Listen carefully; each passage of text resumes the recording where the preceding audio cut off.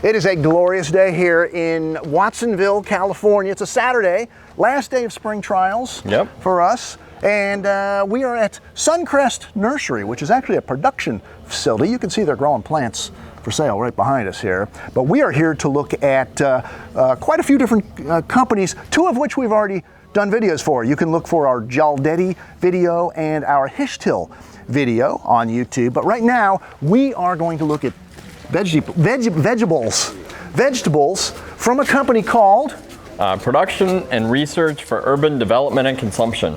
Better known as Prudac. Nice job.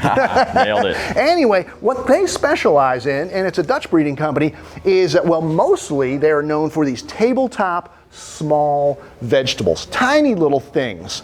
But they also do things that get up into bigger 10-inch pots, bigger baskets, even some things for the outdoor garden, the landscape garden. A couple of things to look for. You've actually seen them elsewhere, are some of these peppers from heaven, which are a hanging basket pepper. And snacker types. These look great. Yeah. I definitely want to try these. Have a tomato, Bill. I brought one with me. Oh.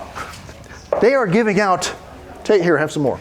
Okay. There you go. Anyway, but one of the things we want to show you that's kind of interesting, this one is going to fool the kids, guaranteed. This one is called Rainbow Candy Crush Kale. I think it'll fool them once. and then they're going to know they're eating kale. But here's the thing. First off, it looks like a garden kale, like an ornamental kale that you'd put out for Halloween. Mm-hmm.